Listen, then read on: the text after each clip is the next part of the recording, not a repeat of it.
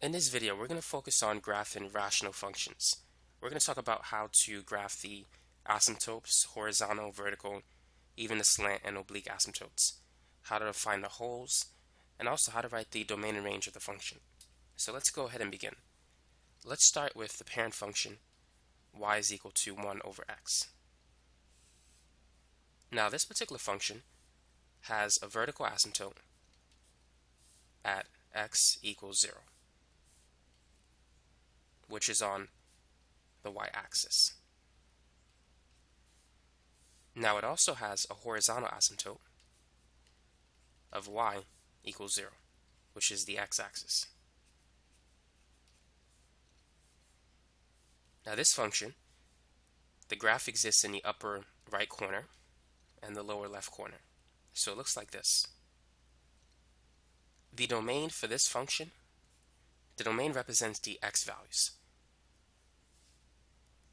Whenever you need to write the domain of a function, particularly a rational function, remove the vertical asymptotes and the x coordinate of any holes that you have.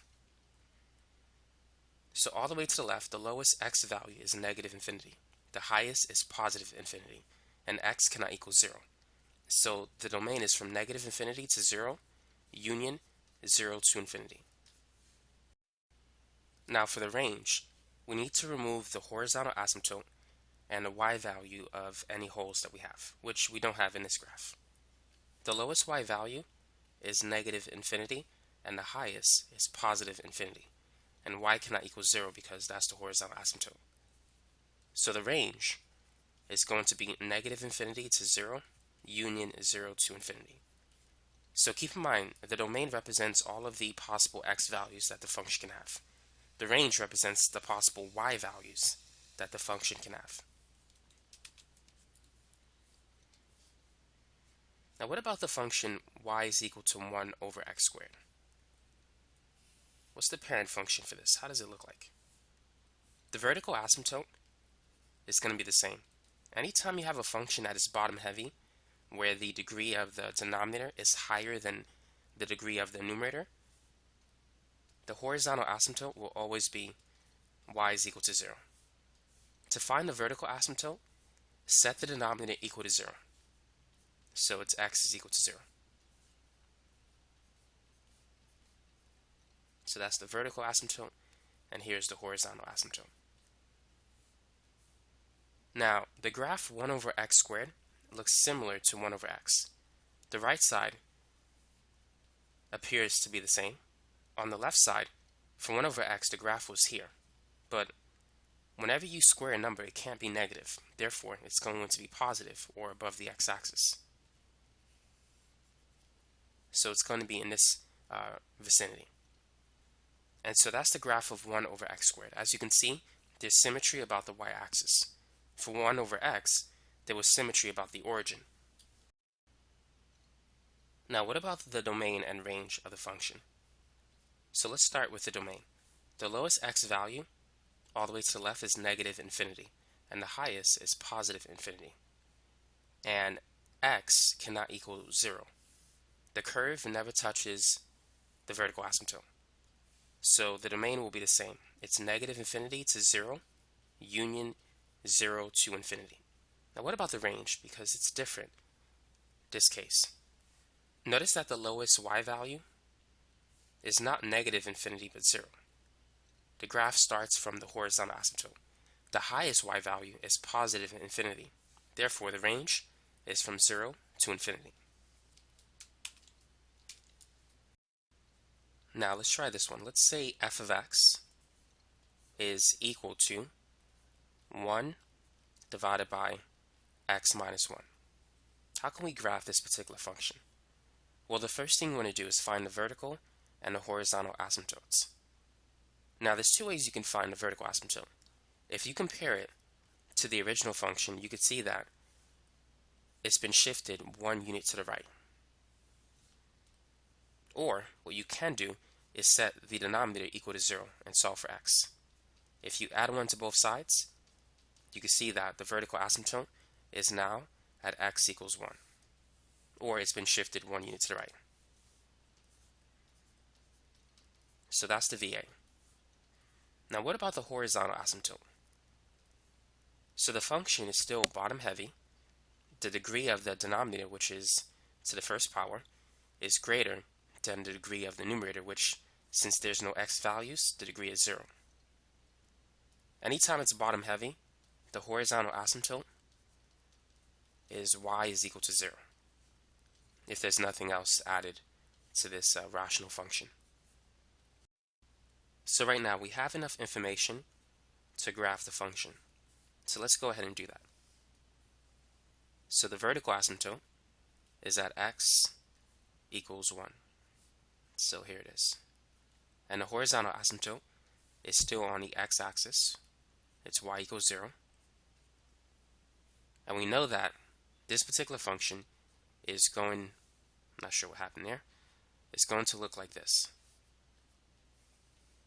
So that's a rough sketch of the graph that we have. Now, if you have a picky teacher and you want to draw a graph accurately, you may want to get some points. So let's do that for this example. So I'm going to alternate between an accurate graph and a rough sketch. So what points can we plug in?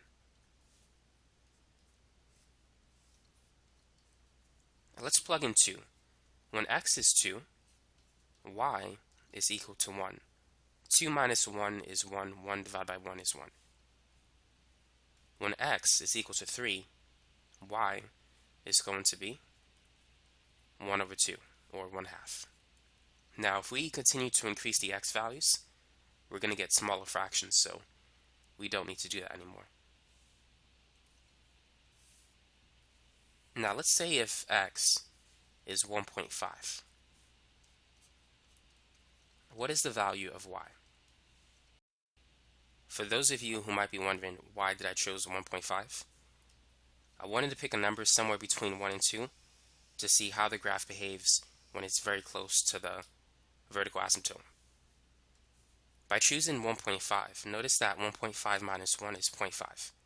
And 1 over 0.5 is a nice number, it's 2. And so that's why I chose it. Choose numbers that will give you a nice whole number for the value of y.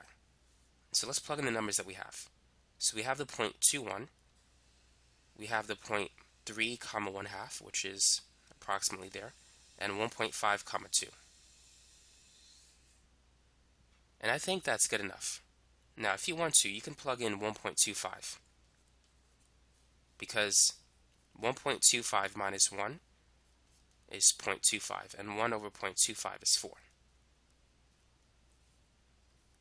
So that's a nice number. So it should be over here. So now we can get a very good graph.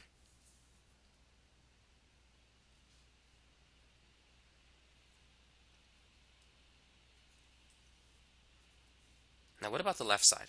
Chances are the left side is going to look like the right side, but let's pick a few values that we can use to draw an accurate sketch. So what values should we choose to the left of the vertical asymptote? The first value I would choose is 0. 1 over 0 minus 1 is 1 over negative 1, which is simply negative 1. So that's a nice point to pick. Now I'm going to choose negative 1. This is going to be 1 divided by negative 2, so that's negative 1/2. So if I choose negative 2, I'm going to get a smaller fraction. So I don't want that. So I'm going to choose a number that's between 0 and the vertical asymptote, negative 1. So let's choose negative 1/2. I mean positive 1/2.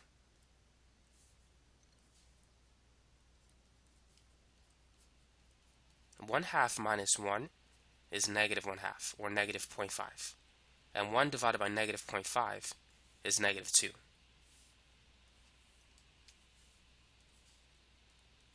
Now I'm going to choose not 1/4, but 3/4. I want to get closer to the vertical asymptote. 3/4 is about 0.75. 0.75 minus 1 is negative 0.25. And we know that 1 divided by negative 0.25 is negative 4.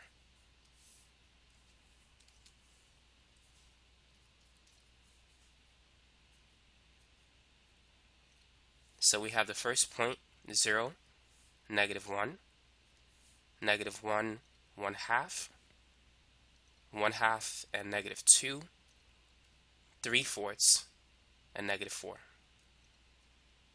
So this graph looks something like this. So now what about the domain and the range of the function? So let's start with the domain. The lowest x value on the left side is -infinity. The vertical asymptote is x equals 1, and the highest x value on the right side is +infinity. Whenever you write in the domain in interval notation, always look at the x values from left to right. So x cannot equal 1 since that's the vertical asymptote. So it's going to be from -infinity to -1 union -1 to infinity. Now what about the range? So now let's look at the y values. Starting from the bottom to the top, the lowest y value is -infinity. The horizontal asymptote is y equals 0. So the curve never touches the horizontal asymptote in this particular graph. And the highest y value is infinity. So the range is from -infinity to 0 union 0 to infinity. So now it's your turn. Try this one. Let's say y is equal to 1 divided by x plus 2 minus 3. How would you graph this particular function? Well, first let's begin by finding the vertical asymptote. To do that, set the denominator equal to 0. So if x plus 2 is equal to 0, x is equal to -2. So we can see that it shifted 2 units to the left. So that's the horizontal shift. Are there any vertical shifts? What is the horizontal asymptote? Now the function is bottom heavy. So if we didn't have the -3, the horizontal asymptote would be y is equal to 0. But the horizontal asymptote has been shifted down 3. So this would be 0, and then plus -3 is -3. So that's the new horizontal asymptote. So now we can graph it.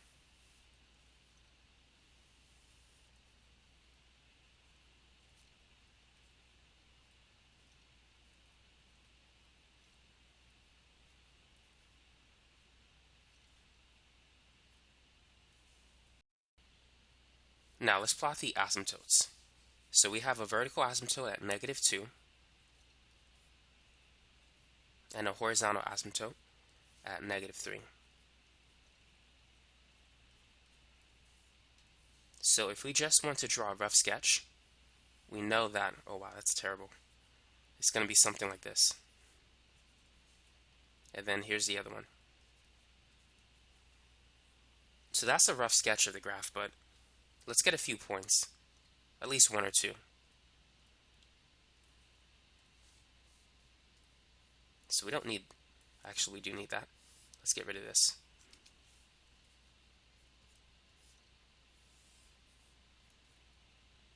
Now let's plug in a point to the right of the vertical asymptote. Let's try -1. If we replace x with -1, what point will we get? -1 plus 2 is 1. 1 over 1 is 1. 1 minus 3 is -2.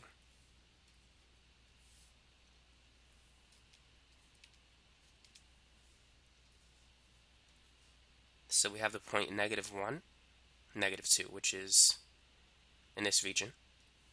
Now let's try something closer to the vertical asymptote. Let's say somewhere between -1 and -2. So let's say -1.5. -1.5 plus 2 is positive 0.5. 1 divided by 0.5 is 2. 2 minus 3 is -1.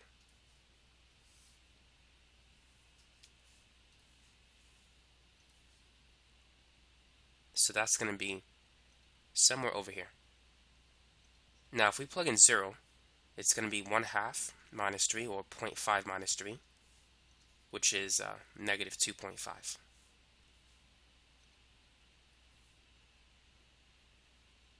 So this graph looks something like this, which means this one is probably going to look similar to it. Now let's find the domain and range of the function.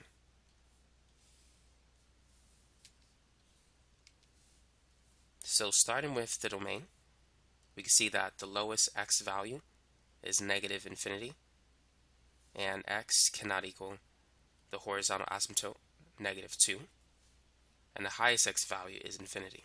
So it's going to be negative infinity to negative 2 union negative 2 to infinity.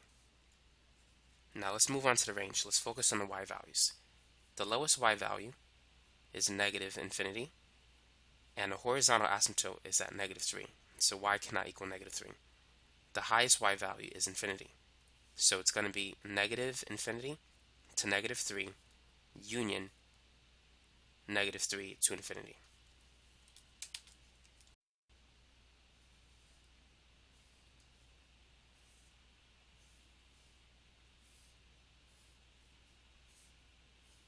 Now we said that the parent function of the graph of 1 over x looks like this. It's symmetric about the origin. And the parent function of 1 divided by x squared is symmetric about the y-axis. And so it looks like this. So now what about the graph negative 1 over x and also negative 1 over x squared? If you put a negative sign in front of a function, it's going to reflect over the x-axis. So this particular curve, it's above the x-axis. Now it's going to be below the x-axis. And here, it's below it. Now it's going to reflect above the x-axis.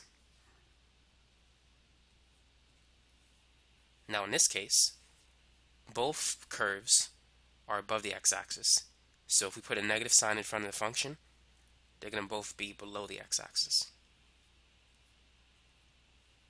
So anytime you see a negative sign in front of the function, it reflects over the x-axis. Try this one. Let's say y is equal to negative 1 over x plus 2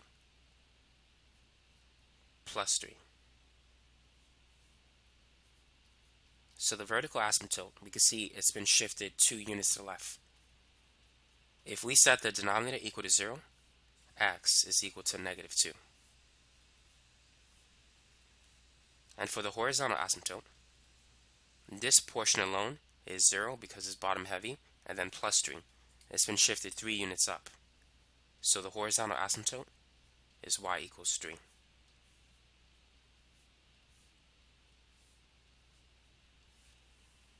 And because of the negative sign, it's reflected over the x-axis. So let's draw a rough sketch for this graph. So here is the vertical asymptote at x equals negative 2.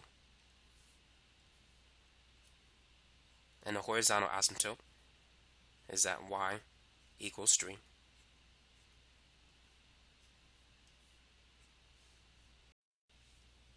Now, if the negative sign wasn't there, the graph would be in these two quadrants. But because the negative sign is there, it's not going to be in this region. It's going to reflect over the horizontal axis. The horizontal asymptote. So it's going to look something like this. And it's going to be in this region too. If you're not sure which region the graph is located, plug in 2 points. Plug in an x value that is to the right of the vertical asymptote and one to the left. You want to see if it's going to be above or below the horizontal asymptote. So let's plug in 1 point to the right of the vertical asymptote, which is negative 1, and 1 point to the left, which is negative 3. So if we plug in negative 1, this is going to be negative 1 plus 2, which is positive 1. Negative 1 divided by positive 1 is negative 1 plus 3, that's 2. So we have the point negative 1, positive 2, which is below the horizontal asymptote. So to draw a rough sketch, it's going to look something like that. And now let's plug in negative 3. Negative 3 plus 2 is negative 1. Negative 1 divided by negative 1 is 1. 1 plus 3 is 4. So at negative 3, the y value is 4. So it's going to look something like that.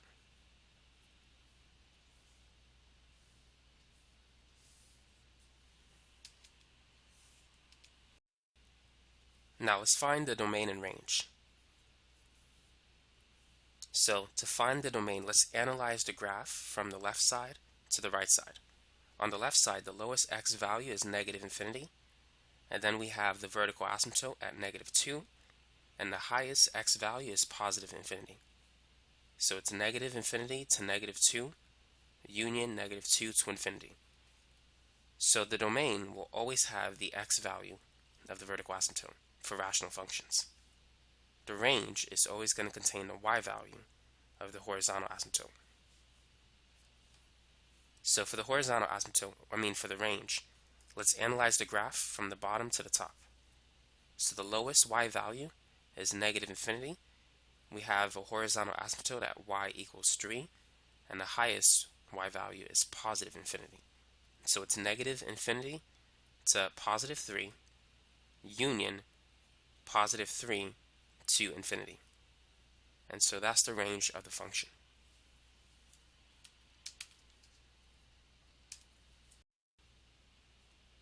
Now what about this one? 1 over x minus 2 squared plus 1. So let's focus on drawing a rough sketch. So let's start with the vertical asymptote. If we set x minus 2 equal to 0, we can see that x will equal positive 2. And now for the horizontal asymptote, this function is bottom heavy, so it's 0, but there's a plus 1 on the outside, so the horizontal asymptote is y is equal to plus 1. So now let's sketch the graph.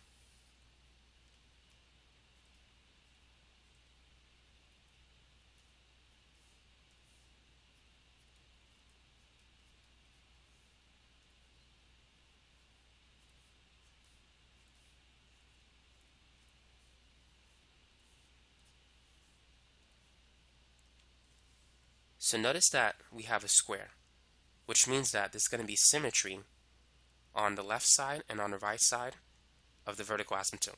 So it can be above the horizontal asymptote like this, or it can be below it, like that.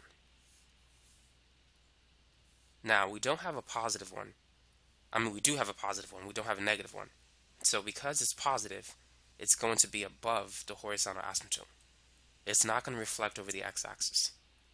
So therefore, the graph looks something like this. And this is just a rough sketch. So now let's write the domain and range of the function. So let's analyze the graph from the left side to the right side.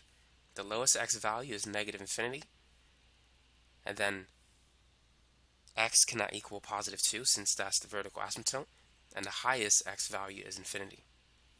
So the domain is from negative infinity to 2, union 2 to infinity.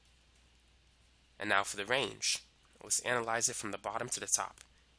The lowest y value starts at the horizontal asymptote of 1. The highest is positive infinity, so it's from 1 to infinity. So what about this one? Negative 1 divided by x plus 1 squared plus 2. So let's start with the vertical asymptote.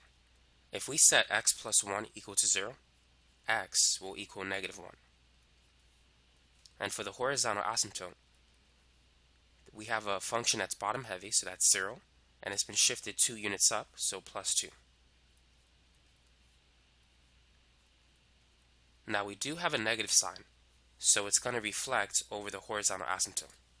So it's going to be below the horizontal asymptote. Now it's still squared. We have an even exponent, which means that there's going to be symmetry about the y-axis and not about the origin. When I mean the origin, the intersection between the vertical asymptote and the horizontal asymptote. Because the new origin, that's where it's located now.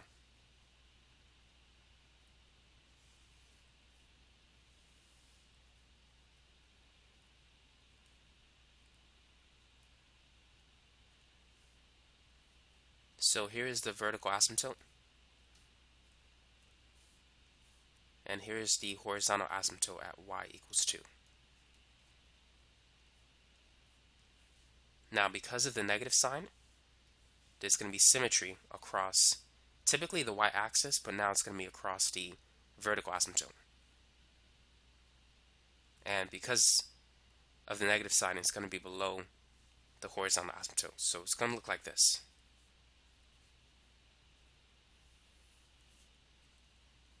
So because of the negative sign, it's below the horizontal asymptote, and because of the square, it's symmetric about the vertical asymptote. Just want to clarify that in case I mixed up my words. Now let's focus on the domain and the range. The lowest x value is negative infinity, and there's a discontinuity at -1, and the highest x value is infinity. So the domain is going to be negative infinity to -1 union -1 to infinity. Now for the range. The lowest y value is negative infinity, and the highest is at the horizontal asymptote of 2, but it does not include 2. So it's from negative infinity to 2. If it doesn't include 2, use the parentheses. If it includes it, which is probably not going to be the case for this video, then you would use brackets. For infinity symbols, you should always use parentheses. Never use a bracket for an infinity symbol. Now let's spend a few minutes talking about how to find the horizontal asymptote for different functions. We've considered functions that are bottom heavy, such that the degree of the denominator is greater than that of the numerator. And in situations like this, the horizontal asymptote is y equals 0. Now, of course, if you have a bottom heavy function, and if there's a constant outside of it, then this is going to change the horizontal asymptote. In this case, the horizontal asymptote is going to be y equals 5. Now, what if we have a function that is not bottom heavy? Let's say if the degree of the numerator is the same as that of the denominator. For example, let's say if we have a 2x minus 4 divided by x plus 3. The degree of the numerator is 1. The degree of the denominator is 1.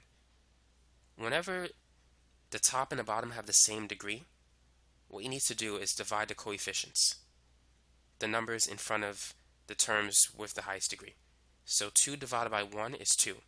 So the horizontal asymptote is y equals 2.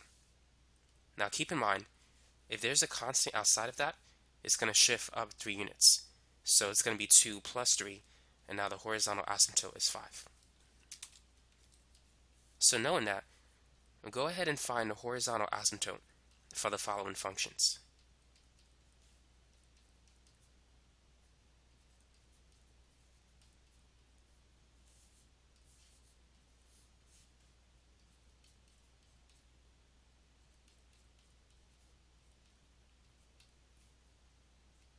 So for the first one, it's going to be 3x squared over 1x squared, or simply 3 over 1, which is 3. Now for the second one, we have a -8 in front of the x squared and a 4. -8 divided by 4 is -2, but we need to add 7 to it. So the horizontal asymptote is 5.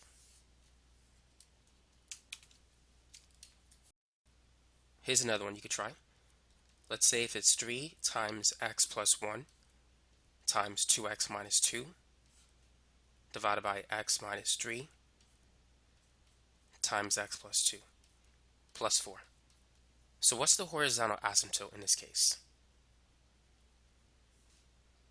Now, if we FOIL the denominator x minus 3 times x plus 2, the first term is going to be x squared. Plus we'll have some other stuff.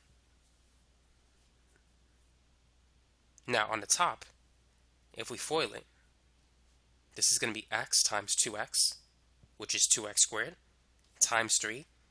The leading coefficient will be 6. So it's going to be 6x squared plus a few other stuff.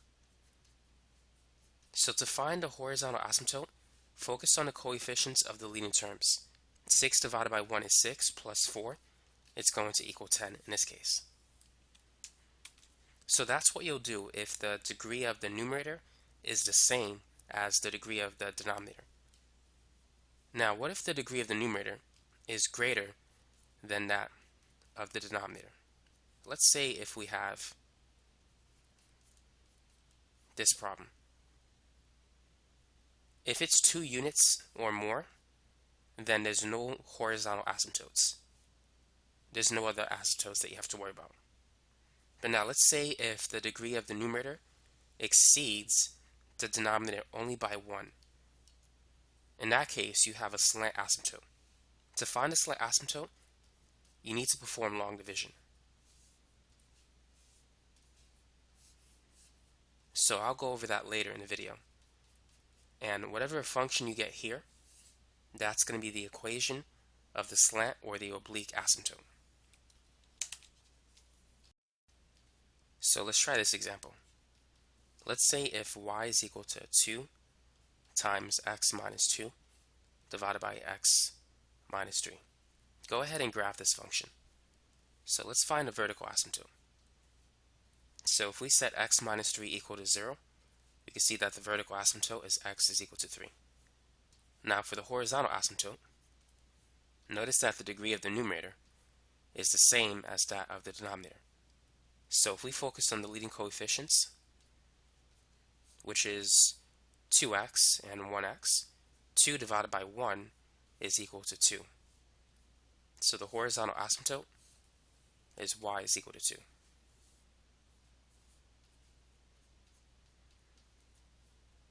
Now, since we have an x variable in the numerator, it might be advantageous to find the x-intercept.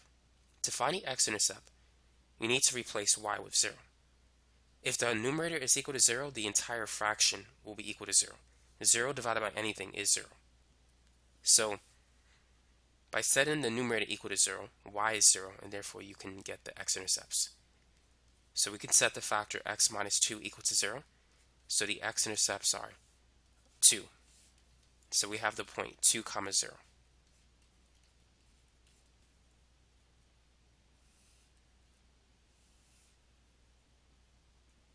So we have a vertical asymptote at x equals 3 and a horizontal asymptote at y equals 2.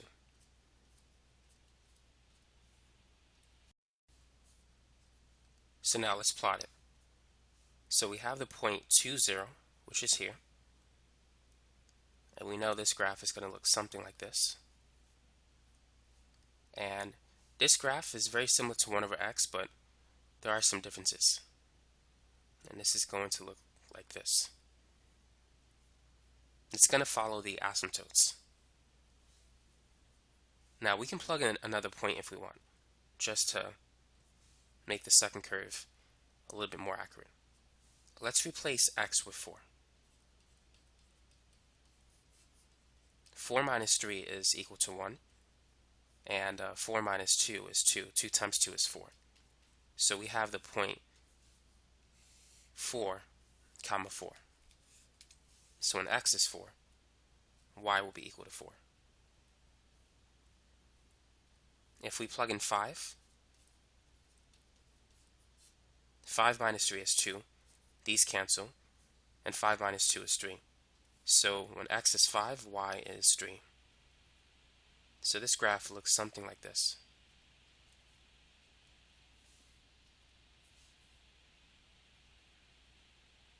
There's not much space to draw it here, but you get the point. Now, what are the domains and the range of this particular function? So starting with the domain, The lowest x value is negative infinity, x cannot equal 3, and the highest is infinity. So it's from negative infinity to 3, union 3 to infinity. And for the range, the lowest y value is negative infinity, and there's a horizontal asymptote at 2, and it goes to positive infinity. So the range is going to be negative infinity to 2, union 2 to infinity. Try this one. Let's say that f of x is equal to 3x squared plus 9x minus 12 divided by x squared plus x minus 2 minus 4. So how can we graph this particular rational function? The first thing you should do if you get an expression that looks like this is you want to factor everything. In the numerator, notice that 3, 9, and negative 12 are all divisible by 3. So let's take out the GCF first. So this is what we're going to get. And on the bottom, we can factor x squared plus x minus 2. We have a trinomial where the leading coefficient is 1. What two numbers multiply to negative 2 but add to the middle coefficient of 1? That's going to be positive 2 and negative 1. 2 times negative 1 is negative 2, but 2 plus negative 1 is positive 1. So on the bottom, we can factor as x plus 2 times x minus 1. Now let's factor this expression, x squared plus 3x minus 4. What two numbers multiply to negative 4 but add to positive 3? This is going to be positive 4 and negative 1. So this is going to be x plus 4 on top times x minus 1, and on the bottom, x plus 2 times x minus 1. And let's not forget the negative 4.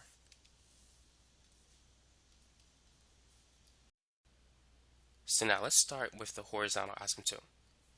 What is the horizontal asymptote of the function?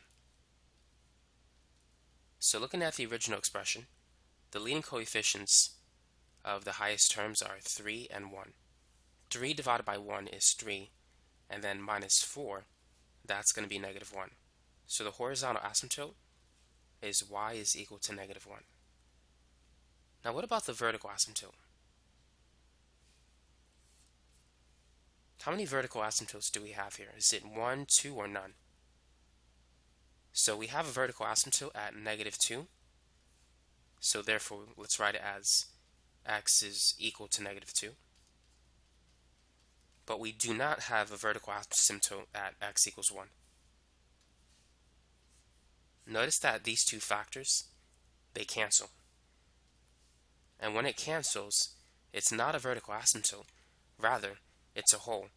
It's still a point of discontinuity, but it's not an infinite discontinuity. It's not a vertical asymptote. So the x value of the hole is at 1. To find the y value of the hole, plug it into the surviving equation. The surviving equation, after you cancel it, is 3 times x plus 4 divided by x plus 2 minus 4. We need the y value of the hole because we need to take it out in the range. In the domain, we need to remove the x value of the hole. So let's go ahead and plug it in. So this is going to be 1 plus 4 over 1 plus 2 minus 4. 1 plus 4 is 5, and 1 plus 2 is 3. We can cancel the 3's, and so we left with 5 minus 4, which is 1. So the whole is at 1 comma 1. So now we have everything that we need.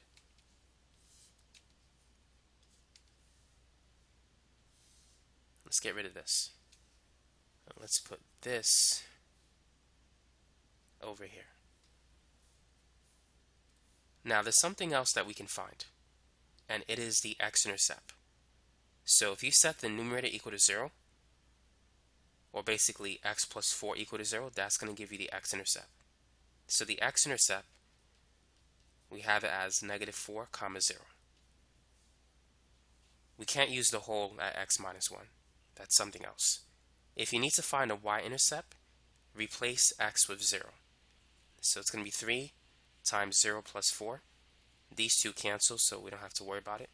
and then 0 plus 2 minus 4. So it's 3 times 4 divided by 2 minus 4.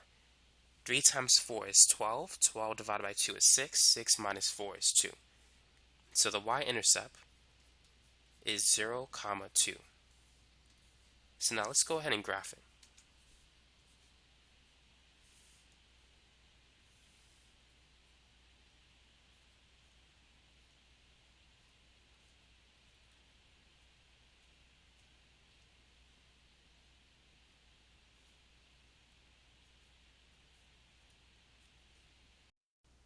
Now there's one thing that we need to correct, and that is the x-intercept. The x-intercept would be negative 4 if this number wasn't here. But since that number is there, it's going to be a little different. So what we're going to have to do is replace f of x, which is y, with 0. So 0 is equal to 3 times x plus 4 divided by x plus 2 minus 4. So if this negative 4 wasn't here, it would be a negative 4, but because it's there, it's not worth finding the x-intercept. It's too much work, so let's just get rid of it.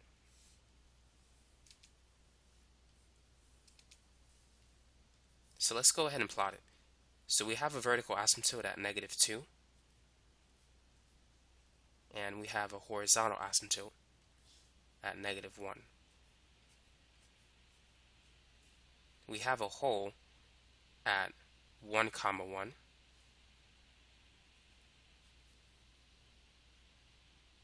And we have a y-intercept at 0, 2, which is right there. So we can see that this particular function looks like this.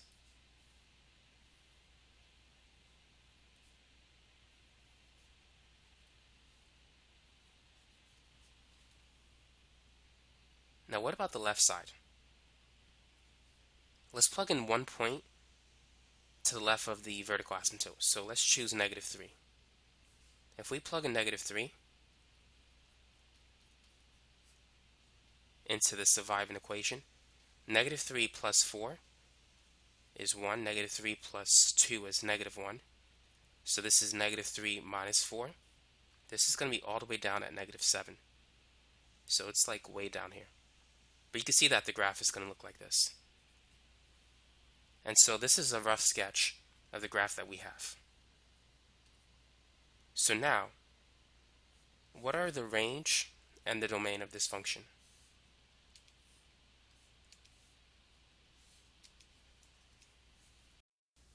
So let's start with the domain.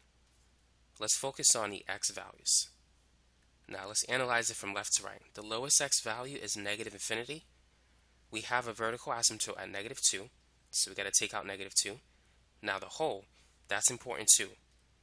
Take out the x value of the hole. The x value is positive 1. And the highest x value is infinity.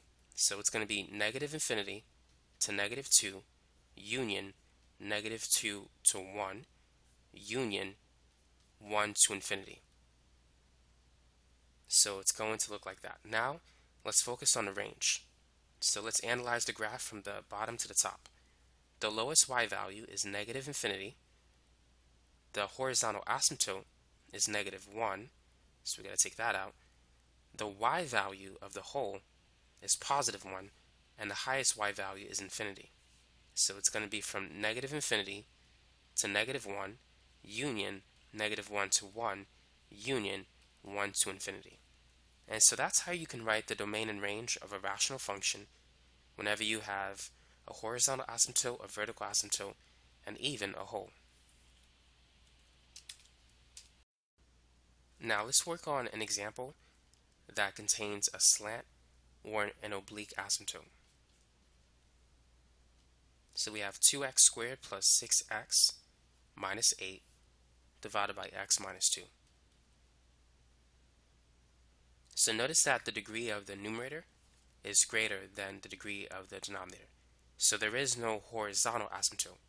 But since the degree of the numerator is 1 unit higher than that of the denominator, there is a slant asymptote. So let's use long division to find the slant asymptote. So we're going to put the numerator on the inside. So let's divide. 2x squared divided by x is equal to 2x. And now let's subtract. Actually, before we subtract, let's multiply. 2x times x is 2x squared. And 2x times negative 2 is negative 4x. So now let's subtract. 2x squared minus 2x squared is equal to 0. 6x minus negative 4x is the same as 6x plus 4x. So that's 10x. So now let's divide 10x by x. 10x divided by x is simply 10. Once you have a constant, you don't need to finish the long division process. You can stop here. This is the equation of the slant asymptote. We don't need to finish the long division. So I'm going to write SA for slant asymptote. So that's y is equal to 2x plus 10.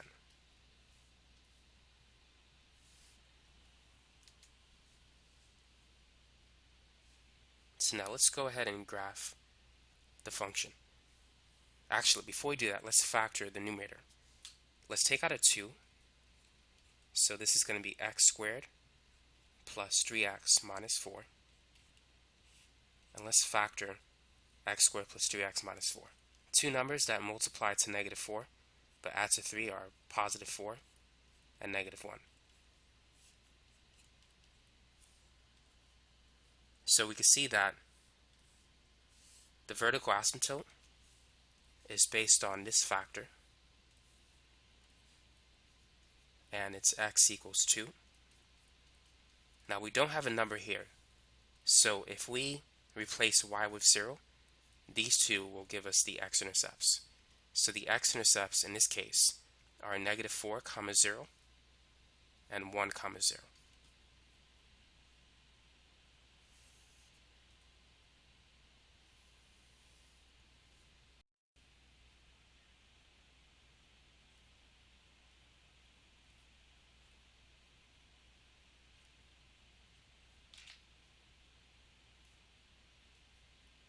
We're going to need to go up to 10.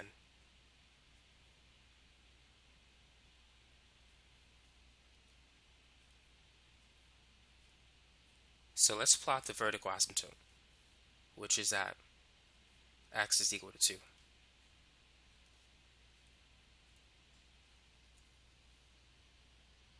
Now to plot the slant asymptote, it's all the way at 2x plus 10. So what I'm going to do is, instead of going by ones, I'm going to go by 2. So every mark is going to represent 2. So this is 8. So here's the vertical asymptote. It's now at x equals 2. So now to plot the slant asymptote, 2x plus 10, the y-intercept is at 10. So if every mark represents 2, 10 is over here somewhere. Now the slope is 2. So every time we move 1 unit to the right, we need to go up 2 units.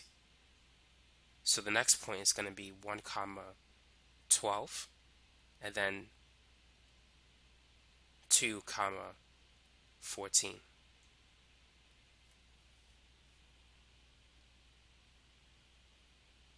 So if we go backwards, we're going to be at negative 1, 8, and then negative 2, 6. So here is the slant asymptote.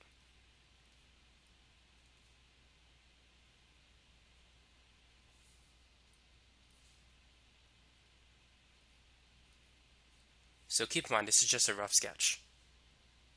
So now, there's 4 regions in which the graph can lie. It can be here, it can be here, here, or here.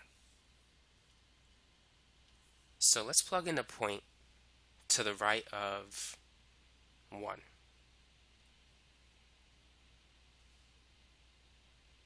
So we have, let's use 3. If we plug in 3, it's going to be 2, times 3 plus 4, and then times 3 minus 1 over 3 minus 2.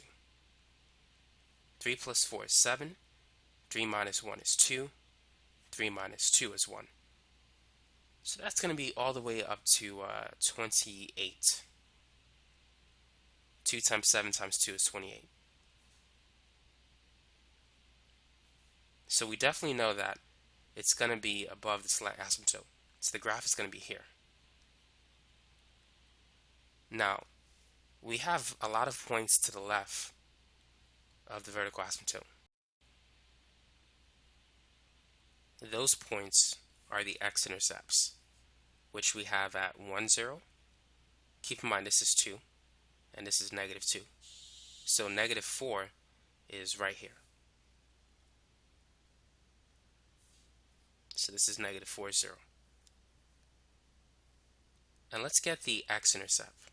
Let's use this to get the y-intercept. If we replace x with 0,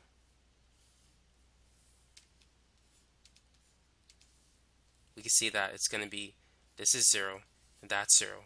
So on top, we're just going to have negative 8. And on the bottom, this is 0, so 0 minus 2 is negative 2. Negative 8 divided by negative 2 is 4.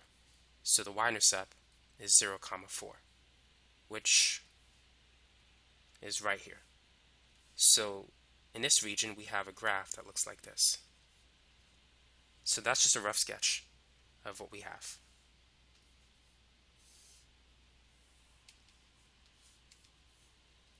So what's the domain of this function? Now this curve will continue going down and towards the left. So the lowest x value is going to be negative infinity. We have a vertical asymptote at 2, and then this part will continue going up and to the right. So it's going to go towards positive infinity. So all we need to do is take out the vertical asymptote. So it's negative infinity to 2, union 2 to infinity. There's no holes to remove. Now for the range, the lowest y value we could see is negative infinity, and the highest is positive infinity. Now we need to find how high this particular curve goes and what's the lowest point of that curve. Now we have a rough sketch, so you can't exactly see where it stops. So you may need to use a graphing calculator at this point. Using the graphing calculator, I believe the highest point here is about 4.2. And the lowest point, I wrote it down, it's about 23.8 using the graphing calculator. So once you find those points, then you can write the range. So the range, viewing it from the bottom to the top, the lowest is negative infinity and it stops at 4.2. And then the curve, it begins again at 23.8 and then it goes to infinity. So to find a range for a graph that looks like this, you need a graphing calculator. If you don't have one, just go to Google, type in online graphic calculator, put in the function, and then you could probably zoom out until you see the whole graph, and then you should find these points. Now these are rounded values. I rounded it to the nearest tenth. So now you know how to find the domain and range of rational functions. You know how to identify the horizontal asymptote, the vertical asymptote, the slant asymptote, and also any holes in the graph. So basically that's it for this video. Thanks for watching and have a great day.